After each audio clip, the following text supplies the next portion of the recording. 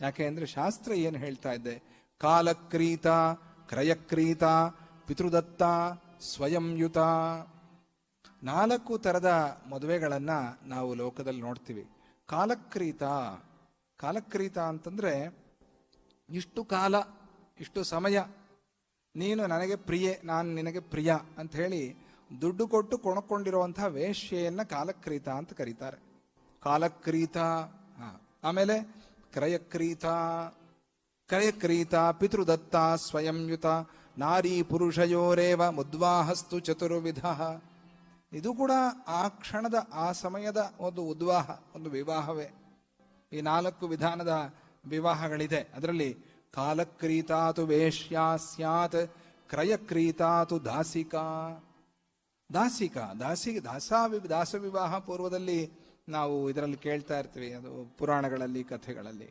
ಕ್ರಯಕ್ರೀತ, ದುಡ್ಡು ಕೊಟ್ಟು ಕೊಂಡುಕೊಂಡಿರುವಂತಹದ್ದು. ಅವರು ಮನೆಯಲ್ಲೇ ಇರ್ತಾರೆ. ದಾಸಿಕಾ ಅಂತ ಹೆಂಡತಿ ಅಲ್ಲ, ಒಂದು ಉದ್ವಾಹ ಮಾಡಿಕೊಂಡಿರೋ ಹಾಗೆ ಅಷ್ಟೇ, ಅದೇನು ವಿವಾಹ ಅಲ್ಲ ಅದು. ಅದನ್ನು ನಾವು ಒಪ್ಪಕ್ಕೂ ಸಾಧ್ಯ ಇಲ್ಲ. ಕಾಲಕ್ರೀತಾತು ವೇಶ್ಯಾ ಸ್ಯಾತ್, ಕ್ರಯಕ್ರೀತಾತು ದಾಸಿಕಾ, ಗಂಧರ್ವೋದ್ವಾಹಿತ, ಸ್ವಯಂಯುತ, ಗಂಧರ್ವೋದ್ವಾಹಿತ, ಗಾಂಧರ್ವ ವಿವಾಹ. ಇನ್ನು ತಂದೆ ತಾಯಿಂದ್ರನ್ನ ಕೇಳೋದು, ದೊಡ್ಡವ್ರನ್ನ ಅನುಮತಿ ಕೇಳೋದು, ಇವೆಲ್ಲ ಏನಿಲ್ಲ. ಗಾಂಧರ್ವ ವಿವಾಹ. ಅವನು ಪುರುಷನು ಬಂದು ನೀನು ನನ್ನ ಹೆಂಡತಿ ಅಂತಾರೆ, ಈ ಹೆಂಗಸು ಹೋಗಿ ನೀನು ನನ್ನ ಗಂಡ ಅಂತಾರೆ. ಅದು ಮದುವೆ ಆಗೋಯ್ತು ಅಷ್ಟೇ. ಗಾಂಧರ್ವ ವಿವಾಹ ಅಂತ. ಇನ್ಯಾರ ಅನುಮತಿ ಏನೂ ಇಲ್ಲ. ಇದು ಲೋಕದಲ್ಲೂ ಕೂಡ ನಡೀತಾ ಇರುತ್ತೆ. ಇದನ್ನ ಗಾಂಧರ್ವ ವಿವಾಹ. ಇದು ಸ್ವಯಂಯುತ, ಸ್ವಯಂ ತಾನಾಗಿಯೇ ಹೆಂಡತಿ ಆಗೋದ್ಲು ಅಂತ. ಯಾರ ಅನುಮತಿ ಏನೂ ಇಲ್ಲ, ತಾನಾಗಿಯೇ ಹೆಂಡತಿ ಆಗೋದ್ಲು, ಸ್ವಯಂಯುತ.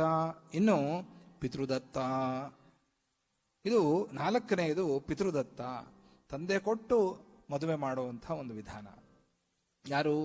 ಗಂಡು ಹುಡುಗನನ್ನಾಗ್ಲಿ ಅಥವಾ ಹೆಣ್ಣು ಮಗುವನ್ನಾಗ್ಲಿ, ಇಬ್ರು ತಂದೆ ತಾಯಂದಿರು ಒಪ್ಪಿ, ಹಿರಿಯರು ಒಪ್ಪಿ ಮಾಡಿರುವಂಥ ವಿವಾಹ ಪಿತೃದತ್ತ ವಿವಾಹ. ಅದಕ್ಕೆ ಗಂಧರ್ವೋದ್ವಾಹಿತ ಯುಕ್ತ ಭಾರ್ಯಾ ಸ್ಯಾತ್ ಪಿತೃದತ್ತಕ. ಭಾರ್ಯ ಅಂತ ಯಾರನ್ನ ಕರೀತಾರೆ?